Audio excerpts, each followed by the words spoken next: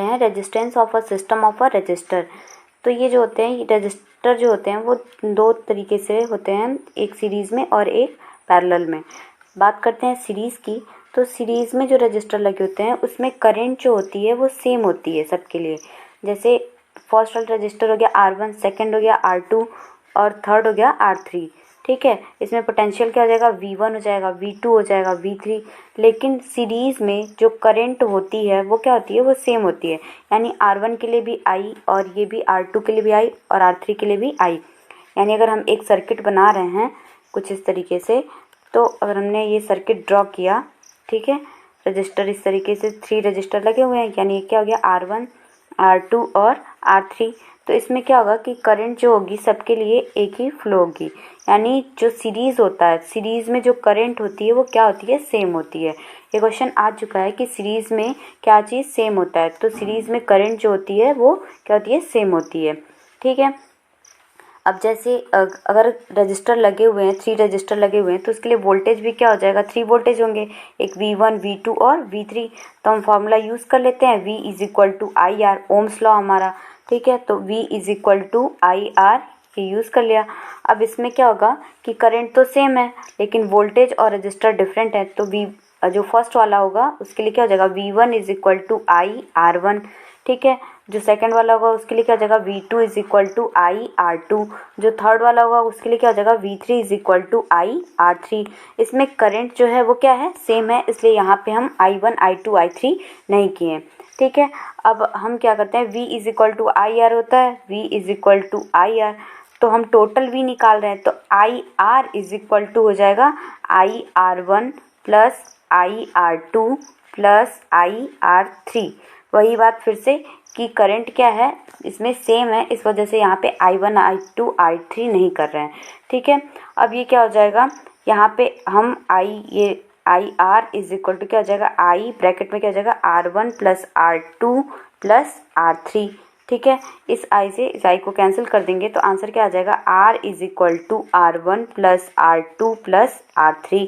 यानी जो सीरीज़ होता है उसके लिए फॉर्मूला क्या होता है, R1 plus total R is equal to R1 plus R2 plus R3। ठीक है, एक एग्जांपल दिया हुआ है, an electric lamp whose resistance is 20 ohm and a conductor of 4 ohm resistance are connected to a 6 volt battery, calculate the total resistance of the circuit. यानी इसका total resistance बताना है, तो क्या करेंगे, R is equal to R1 plus R2, ये क्या हो जाएगा 20 प्लस 4 यानी 24 ओम।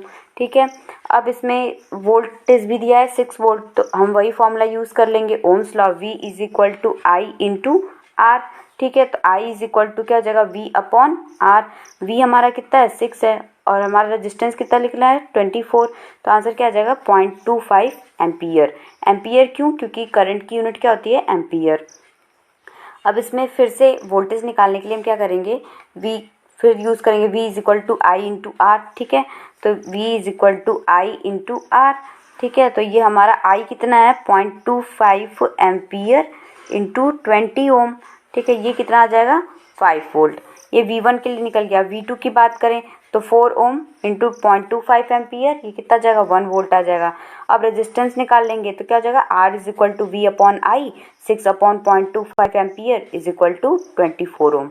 अब इस तरीके से ये हो गया, लेकिन एक और क्वेश्चन दिया है उसको डिस्कस करते हैं।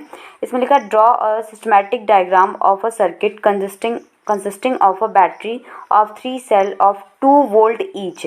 यानी एक सर्किट डायग्राम हमें ड्रॉ करना है जिसमें हमें 3 सर्किट दिखाना है और प्रत्येक सर्किट के लिए ईच लिखा है। ठीक है, 2-2 वोल्ट हमें प्रोवाइड करना है। ठीक है, तो हम ये बात समझ गए, ये हमने इस तरीके से ये सर्किट डायग्राम जो है ये ड्रॉ किया। ठीक है, इसमें यहाँ पे ये लगा दिए, फिर यहाँ पे हो गया ये की हो गया। ठीक है, तो ये कितना हो जाएगा, पहला रजिस्टर के लिए क्या है 5 ओम हो जाएगा, सेकंड क्या है 8 ओम हो जाएगा, और थर्ड वाले में क्या है 12 ओम। अब ईच सर्किट के लिए कितना हमें वोल्टेज मिल रहा है, 2 वोल्ट मिल रहा है। तो यानी 2 वोल्ट ये, 2 वोल्ट ये और 2 वोल्ट ये, कितना हो जाएगा टोटल 6 वोल्ट। यानी यहाँ पे हमने कितना लिख दिया, 6 वोल्ट। तो ये हमारा सर्किट डायग्राम कंप्लीट हो गया। ये हो गया फर्स्ट का आंसर। ठीक है, बात करते हैं सेकंड वाले की। इसमें लिखा है, redraw the circuit of diagram of question first, putting in an ammeter to measure the current through the resistor and a voltmeter to measure the potential difference across the 12 ohm resistor, what would be the reading in the ammeter and the voltmeter।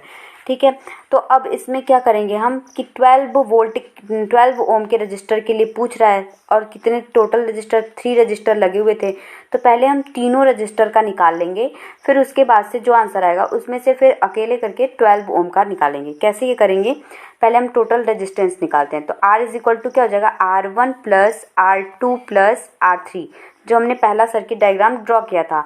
तो R1 की value यहाँ पे क्या है 5, R2 क्या है 8 और R3 क्या है 12। ये टोटल ऐड करेंगे तो कितना हो जाएगा 25।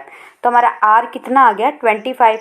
ठीक है, अब हमें वोल्टेज भी मैंने बताया ना, दोनों इन तीनों के लिए ये दो टोटल वोल्टेज कितना हो गया 6। ठीक है, यानी R की वैल्यू कितनी आ गई, R की वैल्यू आ गई 25। ठीक है, और वोल्टेज हमारा कितना है 6। ठीक है, अब हम फॉर्मूला यूज़ करेंगे वही Ohm's law, V is equal to I into R. V हमारा कितना है 6 is equal to I, R कितना है 25। ठीक है, I इंटू 25। ठीक है, अब इसके बाद से ये कितना हो जाएगा 6 is equal to I into 25। ठीक है, I इधर लेके आएंगे तो कितना हो जाएगा 6/25, कैंसिल आउट करेंगे तो कितना आ जाएगा, ये आ जाएगा 0.224 समथिंग। ठीक है, अब बात करते हैं कि अब 12 ओम के लिए निकालना है हमें। ये तो हमने टोटल निकाला है, लेकिन हमें केवल एक रजिस्टर के लिए निकालना है, वो भी कौन सा 12 ओम के लिए। तो हम फिर से क्या करेंगे, फिर अप्लाई करेंगे V is equal to I into R. V is equal to I into are.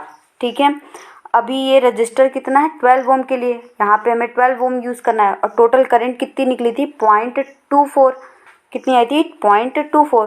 तो I की वैल्यू क्या हो गई 0.24 इंटू 12, ये आंसर कितना आ जाएगा 2.88 वोल्ट। ठीक है, तो इस तरीके से हमने सीरीज़ का कुछ क्वेश्चंस भी कर लिए और सीरीज़ को समझ भी लिया। एक बार फिर से बता दें कि सीरीज़ में जो करंट होती है वो क्या होती है, वो सेम होती है। कल की क्लास में हम डिस्कस करेंगे रजिस्टर इन अ पैरेलल।